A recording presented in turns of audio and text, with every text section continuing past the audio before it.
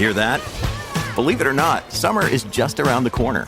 Luckily, Armor All, America's most trusted auto appearance brand, has what your car needs to get that perfect summer shine. Plus, now through May 31st, we'll give you $5 for every $20 you spend on Armor All products. That means car wash pods, protectant, tire shine, you name it. Find out how to get your $5 rebate at armorall.com. Armor All, less work, more clean. Terms apply. Single Tracks is psyched that Jamis Bikes has come on as a supporter of the podcast and is also a supporter of the website. Jamis has been designing and building quality bikes since 1979, and they were among the first to produce mountain bikes beginning in 1982. The brand has brought the world some iconic and award-winning mountain bikes over the past 40 or so years, and the Dragon has been the soul of the brand for decades. Introduced in 1993, the Jamis Dragon Hardtail delivers the feel that only comes with high-quality steel, and it's done so for nearly 30 years running. The newer Jamis Portal and Hardline full suspension bikes feature the innovative and race-proven 3VO suspension platform, built into both carbon and aluminum frame options. You can check out this year's all-new Dragon and 3VO bikes, along with the entire lineup of Jamis high-performance mountain bikes at jamisbikes.com. That's jamisbikes.com. Hey everybody, welcome to the Single Tracks podcast. My name is Jeff, and today we're wrapping up our mid-travel trail bike mashup with our bike testers Chris, Gerow, and Matt. I'm really stoked to have everyone here. Thanks for joining me. So, Gerow, as the Single Tracks tech editor, this whole thing is really your baby. Tell us a bit about the criteria for the bikes that were included and how all the testing was set up. Sure. So testing was split between Colorado and myself in Italy. And the criteria for the bikes was 120 to 141 millimeter rear travel. And the 141 was to include the privateer. We kind of wanted to have a mix of suspension platforms in there and kind of different intentions between the bikes. And then as well, it was like, I think I requested 2 times the bikes we received. So it's also a test of the bikes that were available. Mm-hmm. Right. Yeah. It was really hard getting test bikes. And that was why I got left out, because there weren't any extra large test bikes anywhere from anybody. And yeah, it felt like we reached out to a lot of brands, and with these roundups, a lot of times too, people are like, hey, how come you didn't test, such and such bike? And, I guess we'll just say we tried to get all the bikes, especially from the big manufacturers. But as we all know, supplies are tight right now. One question I had too was, were hardtails considered for this at all? Yeah, I requested a few hardtails. There was nothing available at the time we requested, so early summer, and I also requested several 120 millimeter bikes, and there just really wasn't anything. So yeah, we did end up with a really good crop of test bikes, I think. Like you said, really diverse in terms of their intention. Trail bike is a really wide category, and you've got everything from like bikes on the cross country side up to the enduro side, and sometimes we say it's an aggressive trail bike, or it's like a really low travel trail bike. And so yeah, we tried to hit kind of that whole range with the bikes that we had. But before we talk about the bikes, I want to introduce our bike testers. So Chris is a regular Single Tracks contributor living in Colorado. And Chris, I want to ask you, what types of trails do you usually like to ride? Well, as you'll see in some of those YouTube videos, rocky technical trails are my jam, so to speak. And that's a lot to do with just what we have around here. And then they always involve some excruciating climb that I complain about when I'm going up and pat myself on the back for when I'm coming down. Yeah. Do you ride much like park stuff? If you don't like climbing, do you go to the ski resorts in the summer? Yes. For the past 2 years, I've had the mountain bike parks pass. which gets you access to most of the mountain bike parts in the West and then some in the East as well. This year I was traveling too much to have one of those, so I actually haven't had many downhill days, but I do enjoy the downhill just as much as the climb.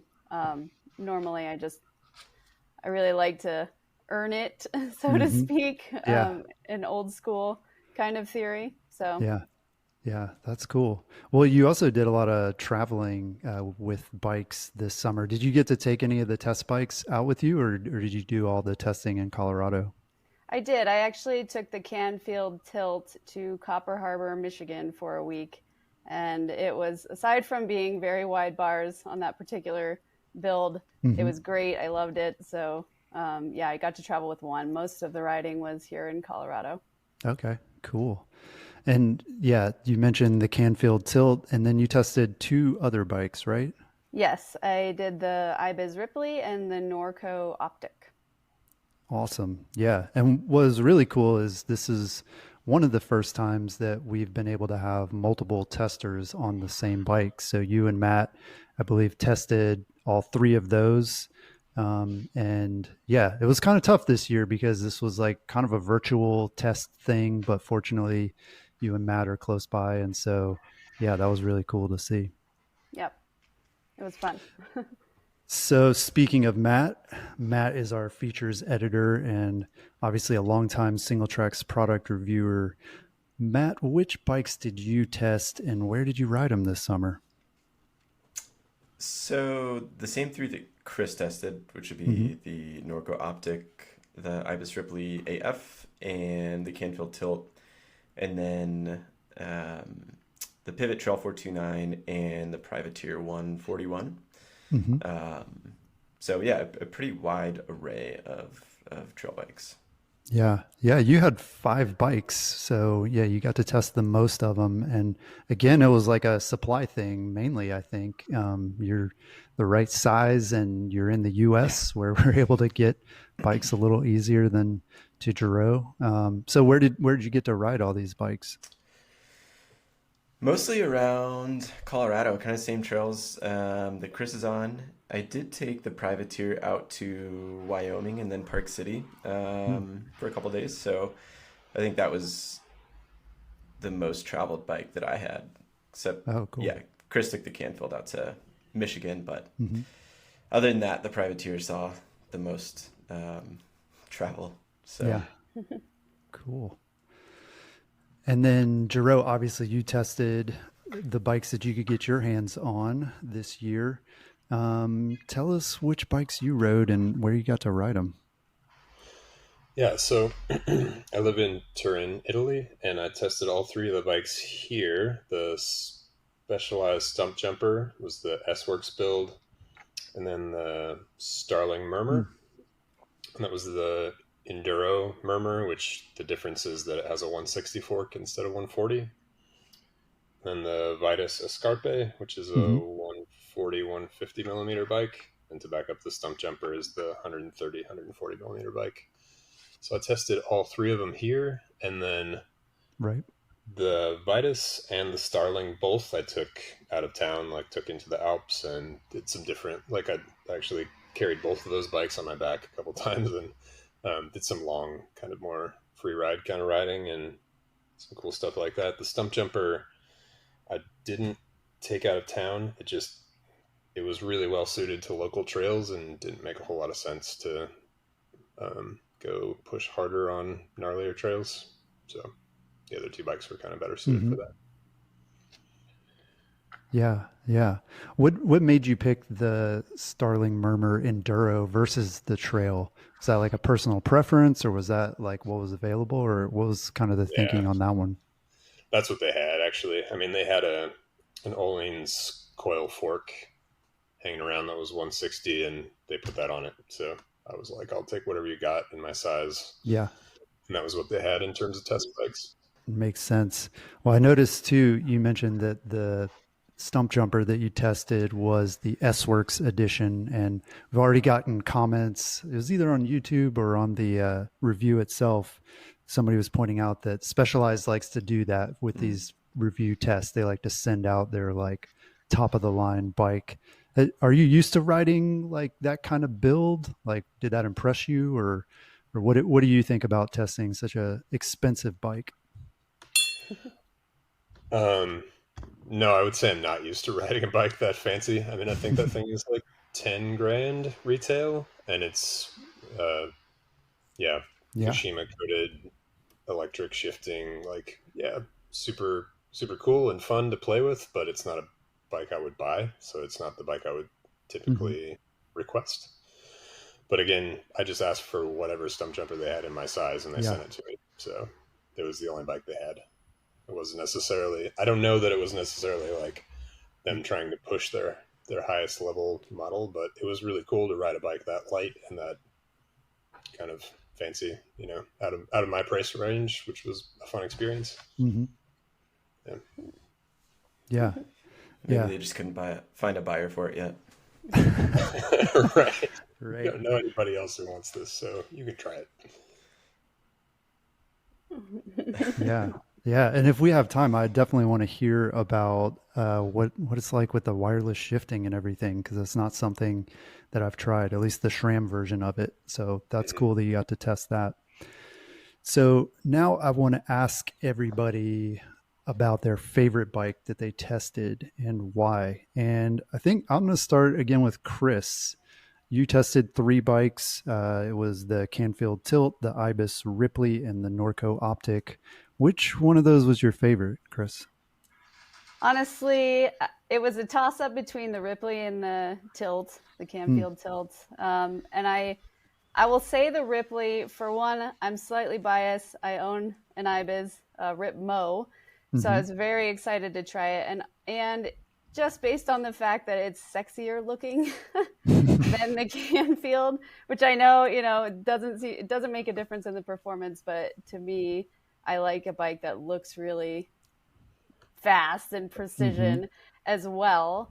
And I'd say, just in general, the Ripley was super playful and very capable, despite the fact that it only had, minimal suspension compared to some of the other bikes that even we tested. So Mm-hmm. it descended great. It was an awesome climber. It, for whatever reason, felt much lighter than the other bikes, though it actually wasn't.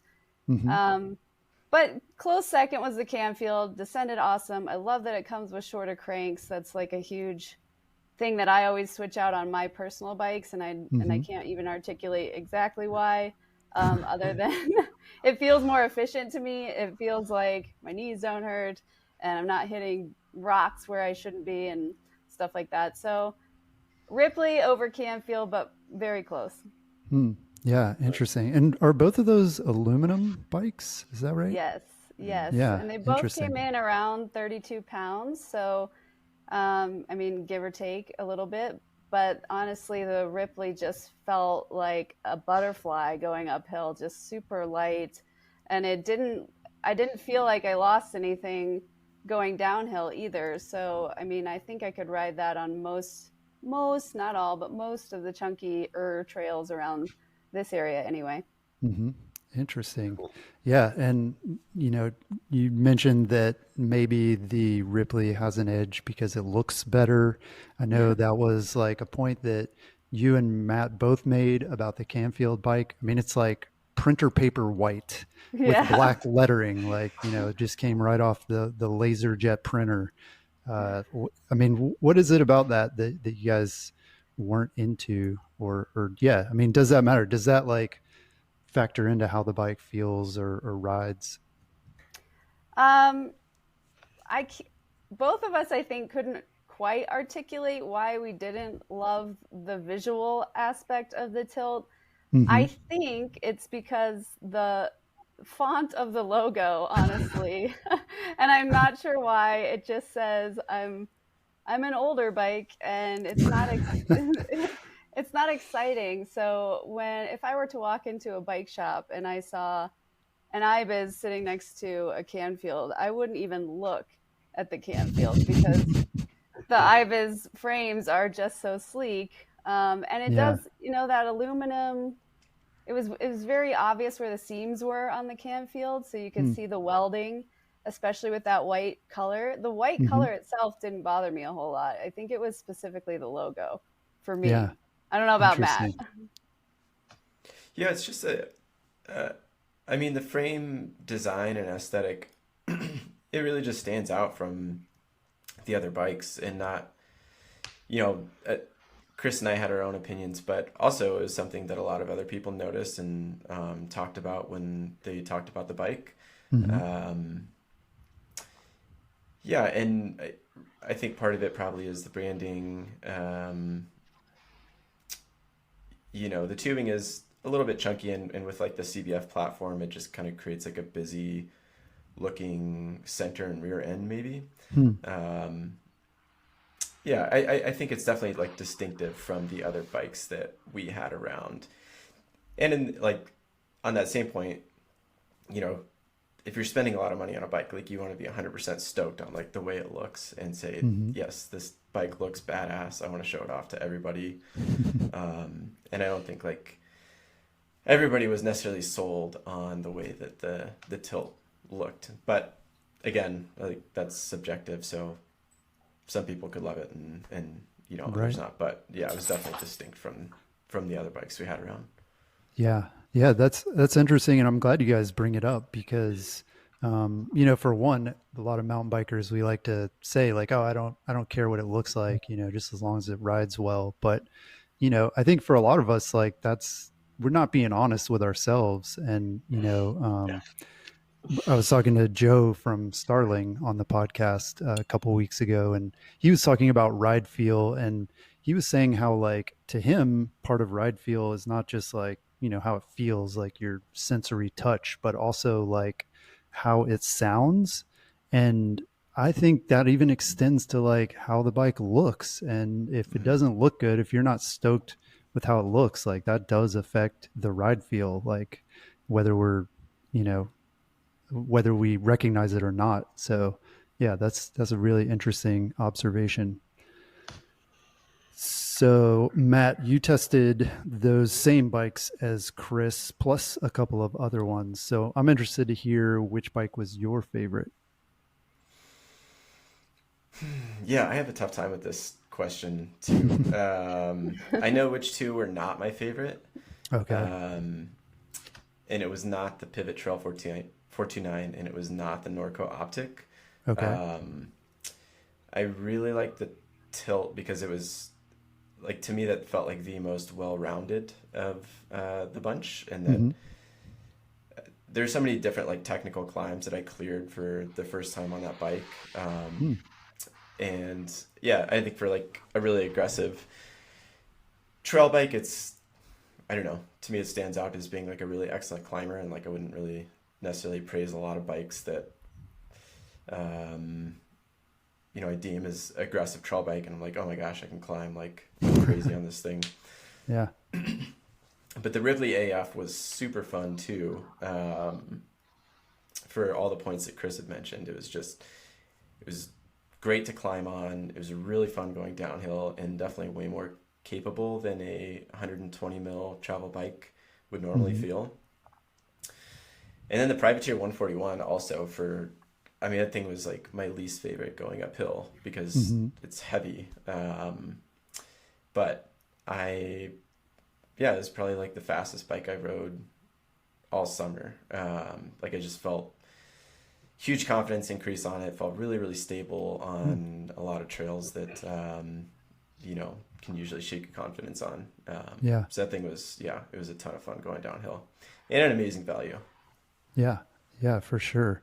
And yeah, I mean, I guess you're right that asking it's not really a fair question, like which bike is your favorite, because then it's like, well, where am I going to ride it, right? And it sounds Yeah, like, it does kind of depend on like where you're riding, what kind of ride you're going out for even, right? Like for some of us, we may have a local trail where, some days we want to like ride it really hard and like, try to blast up the climbs and take it easy on the descents. And then other days, like we just want to smash the descents, and it could be same trail, different bike, just depending what you want to do that day. So yeah, totally. yeah, cool.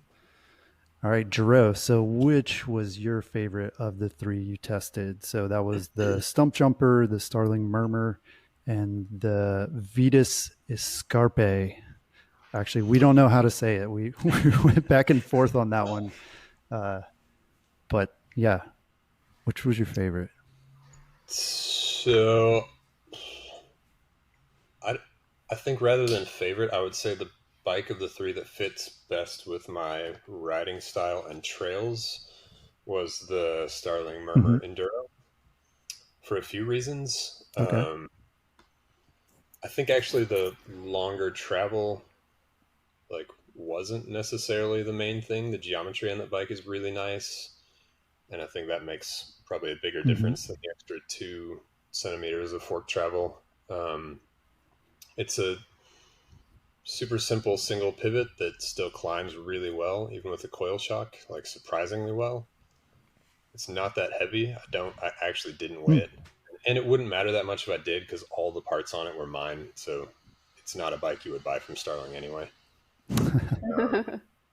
But Right. the frame itself and the build, I mean, I had downhill casing tires and gravity wheel set and like pretty hefty components in it. It really didn't feel that heavy and it climbed just fine. Climbed better than a lot of the huge long travel bikes that I normally ride. Um, yeah, and Mm-hmm. then on the way back downhill, like I was really impressed with the way the bike descended. Like, just felt super supportive, even with a coil fork. I would put, that was their component, and I would put an air sprung fork on it. Like, the bike just felt glued to the ground almost too much a lot of the time. Mm. But yeah, I mean that can be selected when you buy the bike, so that's not really a critique of the frame or anything. Also, to go back to Chris's point around Mm-hmm. aesthetics, like I love the look of that bike. It just is so cool with the squatty tight rear end. Yeah. Um, it's I like Mm-hmm. bikes where you can see how they're put together and you can see like the handwork that was put into it, and steel is an obvious one for that. Mm-hmm. Like you can really look at it and know kind of what the quality of the build is on some level at least. Yeah, it's got Right.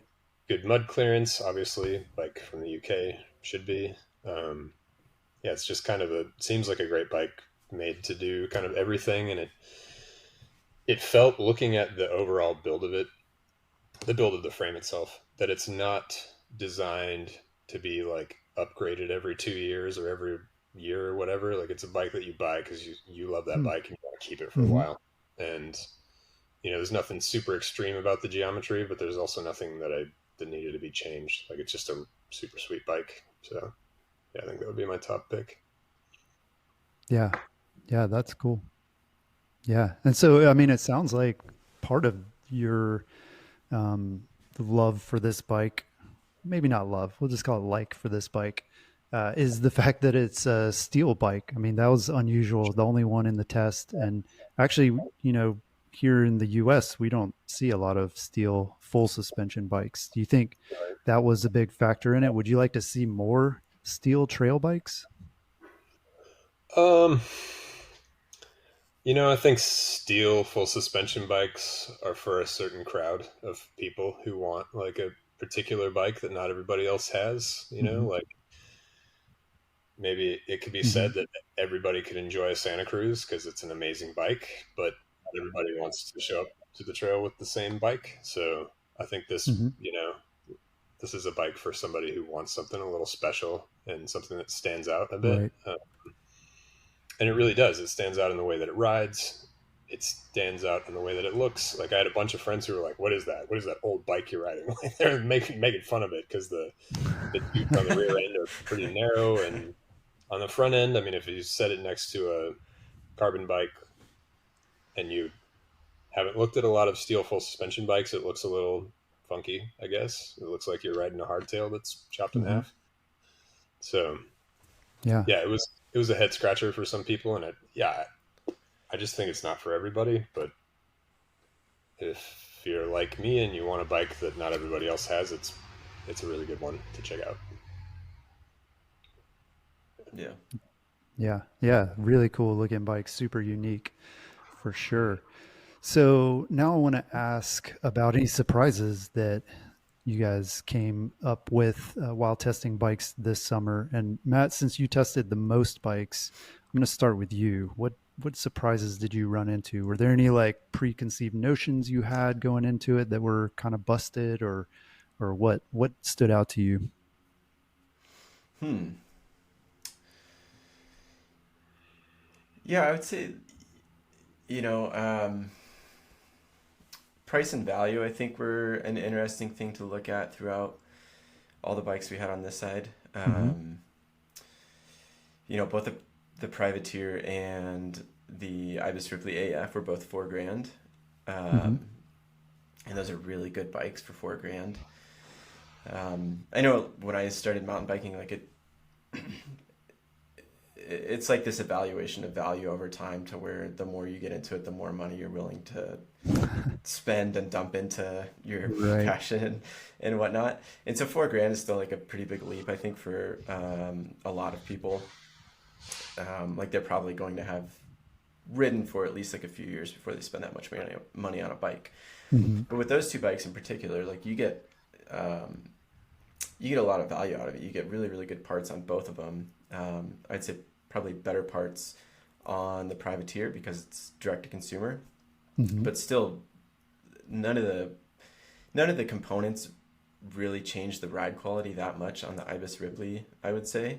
Um, and and then comparing those two with the Pivot Trail 429, which was more than twice as much. On that bike, to clear it up a bit, I thought the Pivot Trail 429 was a great bike. It was a Mm-hmm. really solid, kind of all around trail bike that climbed as well as it descended, and it was like 27 pounds and just super light and fun to ride around and everything. Mm-hmm. But at the same time, for me, it wasn't twice the bike. Like the fun that I had on the bike was not twice as much. Like it didn't equal the the jump in price that the Trail Right. 429 had. Right. Twice the price didn't equal twice the fun. Um, so yeah, and maybe that's a surprise. Maybe it isn't. I guess with price you kind of get diminishing return after a certain point. But yeah, I think that was my biggest takeaway, is that, and a good takeaway, right? Like you can get a great bike that's just as much fun as a $10,000 bike Mm-hmm. with less than half of the price. So Yeah. Yeah. Interesting. Well, how much of that do you think owes to the geometry? I mean, we're sticking with the Pivot Trail 429, looking at the geometry compared to the others. Looks like it's got the steepest head tube angle of the bunch, and also the slackest C tube angle. So do you think that's part of it? I mean, maybe the geometry is like a little bit on the less aggressive side, or yeah, what do you think the difference is on that bike? no, I I had a few nitpicks on the Geo of that bike, and Chris rode it for a bit too. So she kind of noticed some of the same things that I did, and that the bit longer reach, slacker seat tube angle, at least compared to the other bikes, kind of created a position where I didn't feel as forward Hmm. on climbs on that bike as I did on other bikes. Um, but I don't think my geometry was like really the deal breaker with that by any Okay. means. And nothing's, I would say, is a deal breaker other than you can't get into one for like less than 6 grand. So that's, Right. Yeah, it's an expensive bike. yeah. Yeah, Yeah. the Ripley AF Geo is fairly similar. I guess it's still about a degree slacker Hmm. in C-Tube might be about the same, but yeah, overall, I think it was just like it's just another good bike from Pivot. Like there weren't any surprises about that. It's just, oh, this makes sense that Pivot would make this bike now after they made that one the last one. It's Hmm. stiff, efficient, light. It's all the things that Pivot normally is, but Hmm. yeah, it's not really breaking any barriers. Yeah, interesting. Chris, what about you? Did you run into any surprises? Is this kind of the first time you've ridden a bunch of bikes like this back to back, or are you used to like trying a bunch of different bikes? No, I have not in the past tested this many bikes back to back. And I guess the first surprise is I haven't personally ridden an aluminum frame very often. I have a steel bike and and I've had carbon bikes for the last, I don't know, eight or so years. So Hmm. riding the aluminum was pretty fun to see how well it performed just outside of my head, thinking about Yeah. how they might perform. And Yeah. then Were I you would going say, into it? Were you like kind of snobby about it? Like, it's an aluminum. Like, I don't want to ride that. yeah, I have the top of the line stuff. You were talking about electronic shifting. I have electronic shifting. Oh, wow. I it's bougie. My bike is bougie.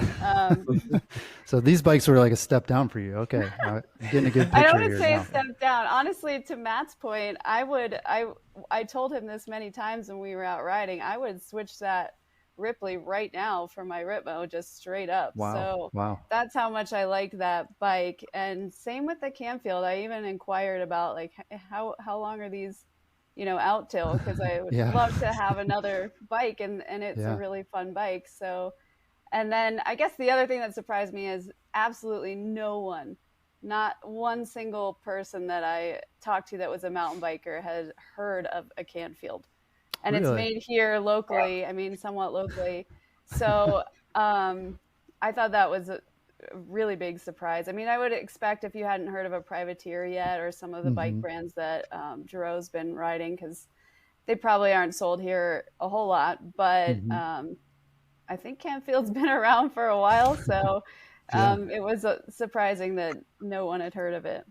Yeah. That is surprising. Interesting. Because, right, they've been around for a while. And yeah, I know we've written about them a good bit in the last few years. So yeah, cool. But right, another bike that, if you own it, it's a unique one and one that's going to stand out and people are going to talk about, sort of like the Starling that Gerow tested. So Gerow, what surprised you about the bikes that you tested, or just the test process in general, maybe? I think the bike that stood out to me the most was the stump jumper. Um, and largely because I haven't ridden a bike Hmm. with that little travel and that was that light for a really long time. I mean, unless you count a hardtail. Mm-hmm. Um, and actually, it's lighter than my hardtail. So it was, I Oh, can't wow. remember the exact weight. The bike was so light. Like the first climb I did on it, I was like really struggling to keep the front tire on the ground because I just am not used to Hmm. having to think about that anymore. Like most Right. bikes I ride are so heavy that the front tire on the ground is like irrelevant. Um, yeah, so yeah, that it took a little bit of time to remember and actually just learn how to ride a bike that light. Like every little Hmm. time I tried to pop off of something, it really wanted to get off the ground, and that was a different experience. But after a bit of time, it was super fun. Like it's a really rad bike. And I think Hmm. I would imagine that, say, I don't know, an XO1 or XT build level without the electric stuff and maybe without the Kashima that's a little more affordable would be not that much heavier and probably half the price Hmm. or less. So I think I would imagine you can get into that same bike at a pretty reasonable price. There's also two alloy builds that Hmm. look really nice. They have a different suspension platform, so they don't have the flex stays. Arguably, they're going to be a different bike. Like, I can't speak to how they're going to ride, but they're certainly a lot more affordable. Um, yeah, but I mean, Right. it was just really fun. It was super fun to ride a bike that short travel, and it's kind of a lot poppier because it reached the end of the travel and the ramp up so much faster. Um, Geometry was Hmm. perfect. Like, I really have nothing bad to say about the bike other than maybe on gnarlier trails it gets a little overwhelmed, but I think if that's what you like to buy, you're probably gonna what you like to ride, you're probably gonna buy a Stump Jumper Evo or a enduro or some other bike. So I also really love all of the like hidden toys on Specialized bikes, like the little snack pouch in the down tube and the tool in the steer tube that's just there when you buy the bike. You don't have to like go figure that out. It's pretty awesome. And there's tons of room in the down tube. Like I put all the food I needed for a whole day ride, a jacket, tools, whatever. Just like cram it in there tight enough so it doesn't make any noise. It's awesome. I think, I don't know, it'd be great if everybody started doing that. It's pretty nice. Yeah. Well, we've mentioned that you typically test like longer travel bikes, enduro bikes, long travel 29ers. I've lost track of the number that you've done like long-term reviews on. So I'm curious to know, like, by forcing yourself to ride trail bikes this summer, do you have like, I don't know, did you feel like actually, these trail bikes are pretty capable, or are you anxious to get back to your long travel bikes so you can ride faster or gnarlier stuff? I would say that with the Murmur, that bike is totally capable. Even I think even with 140 millimeter fork, because the rear end wasn't getting overwhelmed. Um, Yeah, I mean, you just need a little more pressure in the fork or a heavier spring to kind of deal just to so it doesn't go through the travel as fast. But that bike seemed like something that you could ride everywhere and kind of do everything with. And if you wanted, you could race enduro on it. It seemed perfectly capable for kind of everything. The Escarpe, I would say definitely not. I wouldn't. I mean, sure, you could race an enduro, but it's a little too like playful and poppy and just that that's just not what it's made for. Like Vitus has an enduro bike that's perfectly capable for that at almost the exact same price, if not the exact same price. So yeah, they didn't go that direction with this bike. I mean, for example, it has a 2-piston brake caliper on the rear, and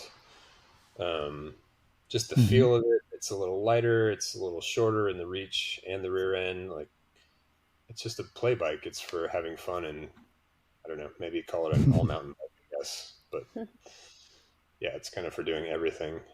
And then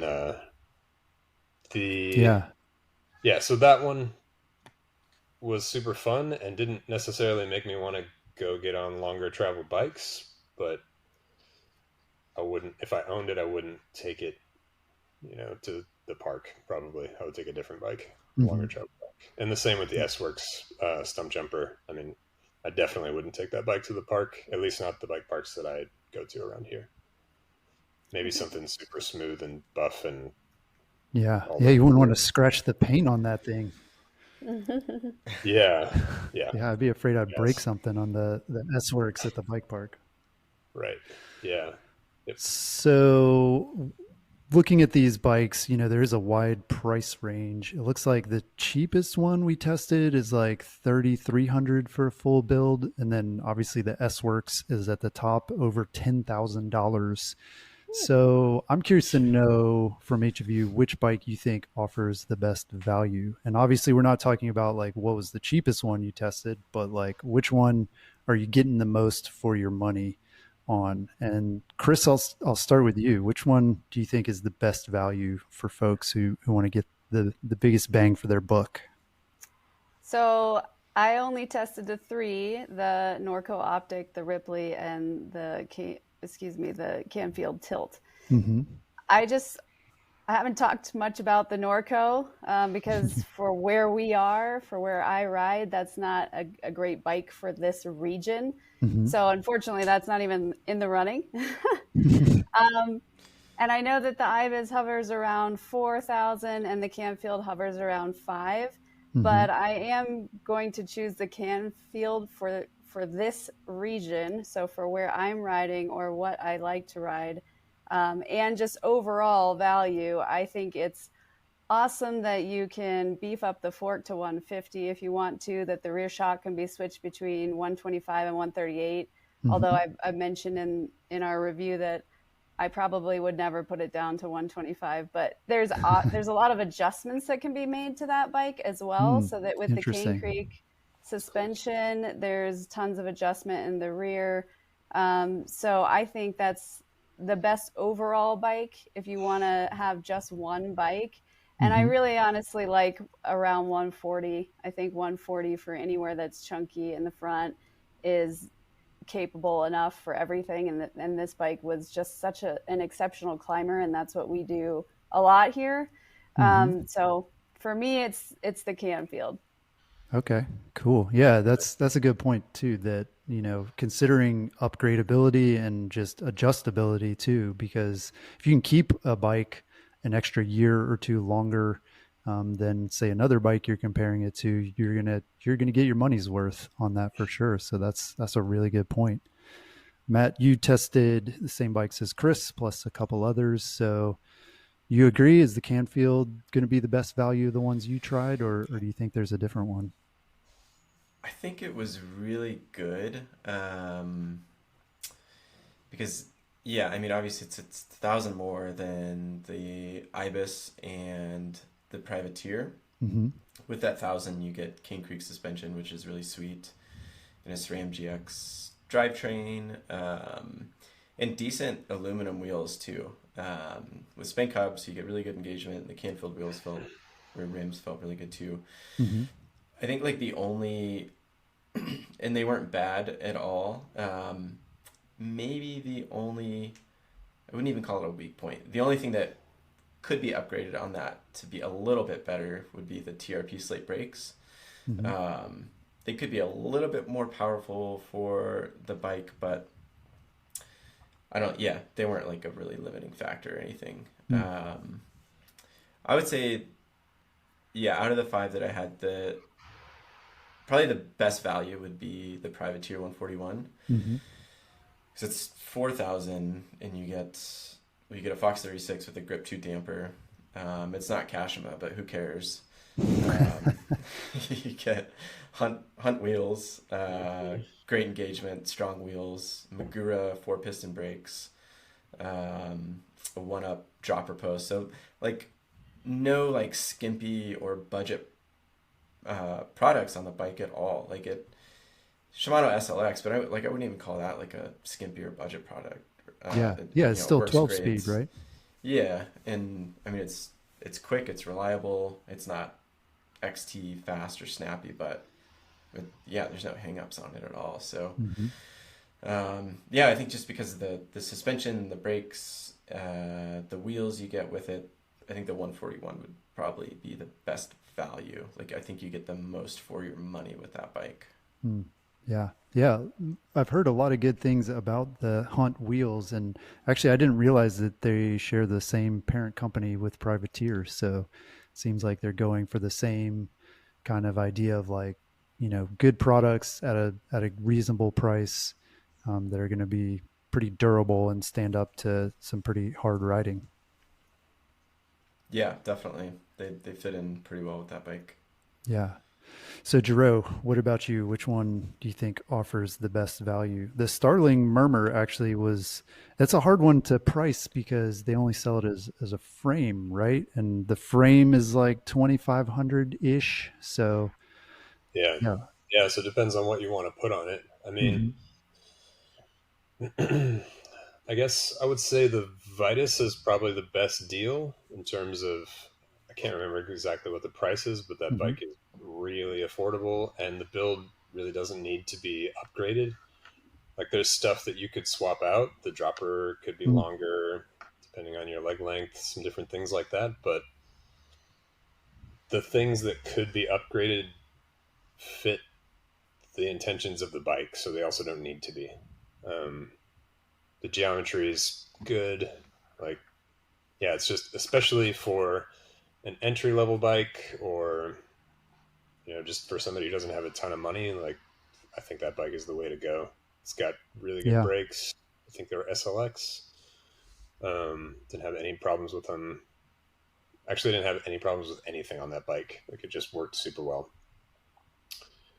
The suspension was appropriate. Yeah. I think the only thing I might change early on would be tires, but that's always going to be true depending on where you live. You know, if the bike comes with EXO plus tires and you ride in rocks a lot, you're just going to throw them away after the first couple of rides or give them to friends who ride cross country. So, unless you're super light, I mean, people who love EXO plus casings because they don't slam into rocks all the time. So it just depends on how you ride and where you are. But yeah, other than that, I mean, there just wasn't really much to upgrade, like super affordable build. So yeah, it's a sweet bike for sure. Yeah. Yeah, it's cool to see on that bike, especially a lot of bikes in that like lower price range. It seems like they're always, you know, a season or 4 behind like current Geo. And this frame, it looks like it has, you know, the modern Geo that people are looking for. And then it's just a matter of, like you said, upgrading the parts kind of as they wear out, or if they're not quite up to like what you want to ride, then obviously you can swap those out, but you don't have to. And you can get a pretty sweet bike for $3,300, that's pretty awesome. For sure. A lot of bikes too in that category are like, there'll be small issues, like it's hard to get the rear wheel in, or this pivot goes loose all the time, or like it feels like the rear wheel's loose, but it's just weird linkage, alignment issues. Like, I don't know. It just seems like bikes that are produced on that level, on that scale, there's often little things that if you ride a lot of nice bikes, you're like, okay, I see why this bike costs this much. But with that one, with the Vitus, it seems like a really nice bike. Like, I just don't have any issues with it. Wow. Yeah, that's great to hear. So now I want to ask everybody about which trail bikes you want to test next. Again, obviously we were limited in the ones we could get. Maybe there were some we wanted to test that we didn't get to test. And so maybe that's an answer. But Matt, are there other trail bikes that you're looking at that look interesting, or they might compare well to the ones that you're able to test this time around? Yeah, I would say the new Element by Rocky Mountain, which just came out like an hour ago, looks really, really good, and an interesting progression for that bike. You know, as being like a 100 mil XC race sled for so long, and now it's kind of going into the downcountry or whatever you want to call it route. It's definitely bigger and more aggressive than it's ever been, and now they don't really have a slot for a dedicated XC race rig anymore, but I don't think it's a huge priority for them anymore either. So that bike looks really fun though. Yeah. Yeah. And you've ridden the previous version of the Element, right?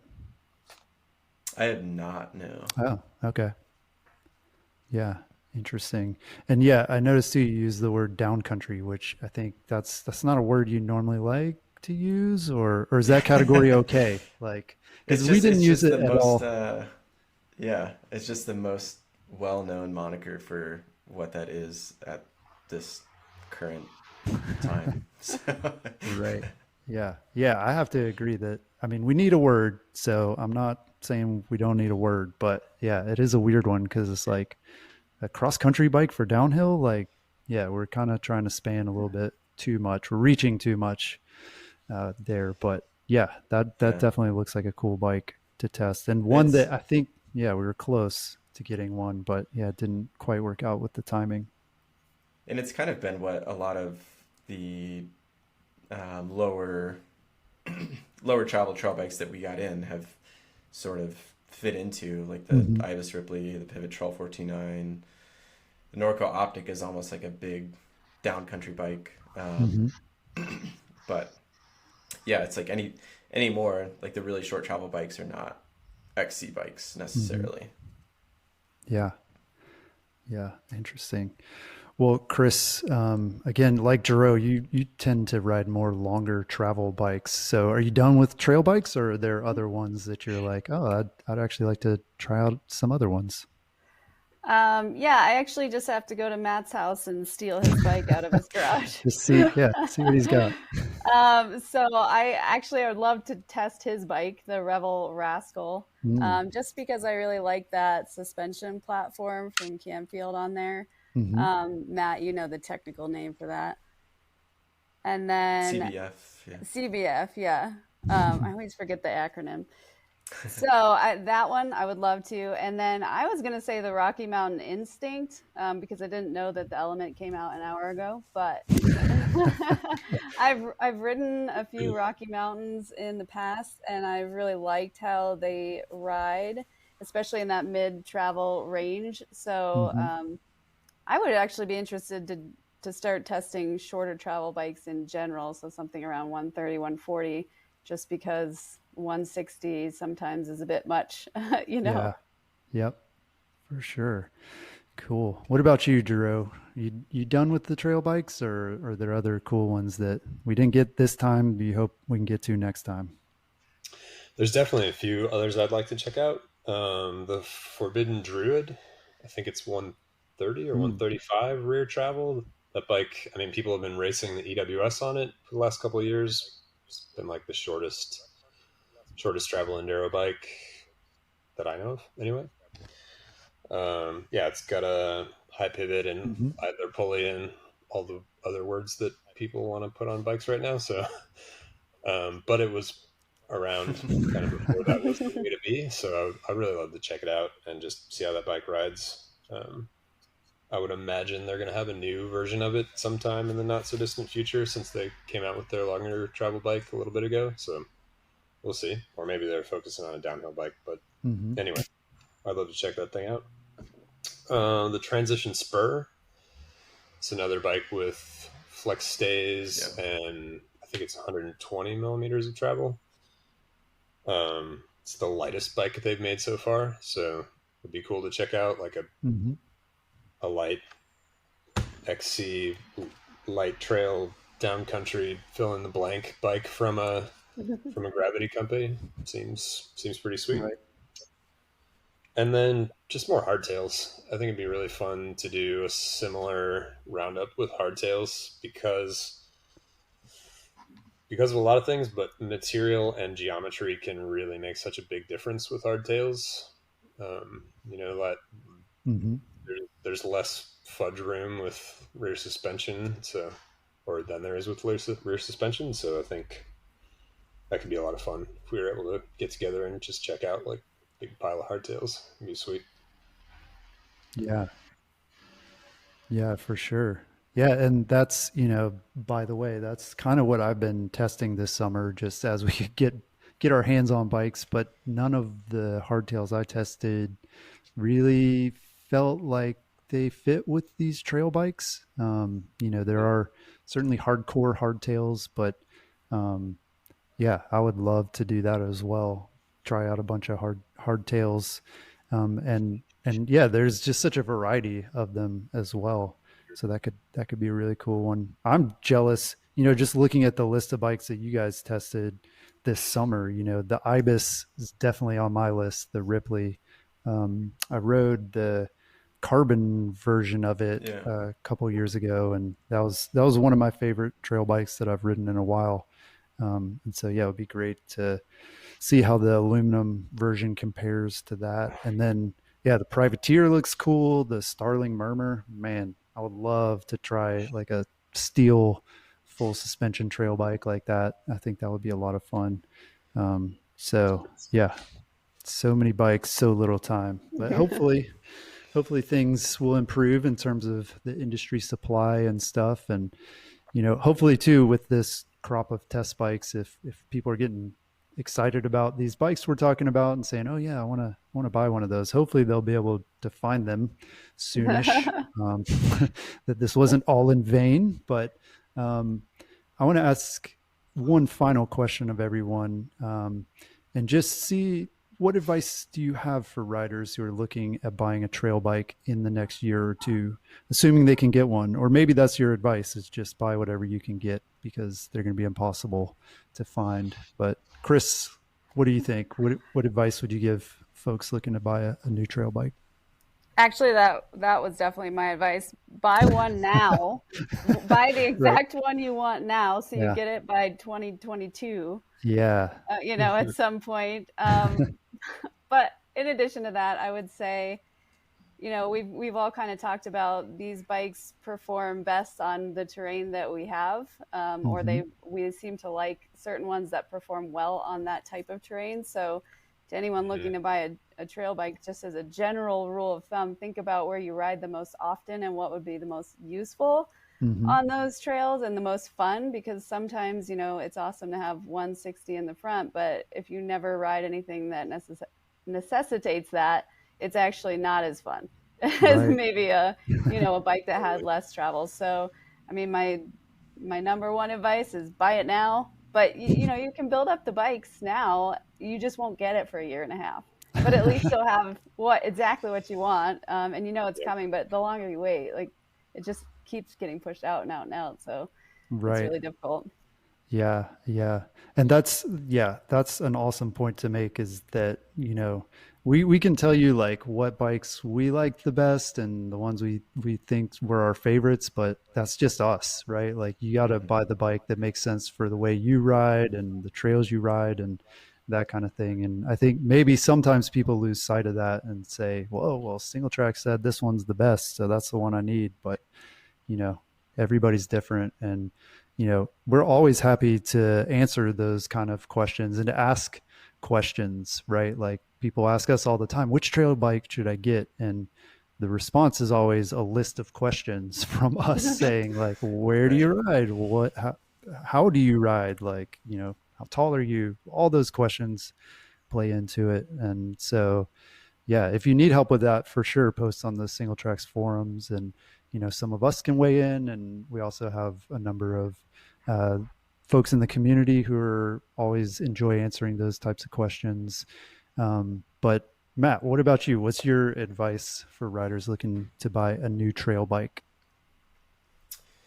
My advice would be to look beyond certain brand names. And so many times, looking through, say, Reddit or just other forums, they're like, should I buy the Yeti or the Santa Cruz? And it's like, why are you limiting yourself to those two options? And I swear it always comes down to like those two brands.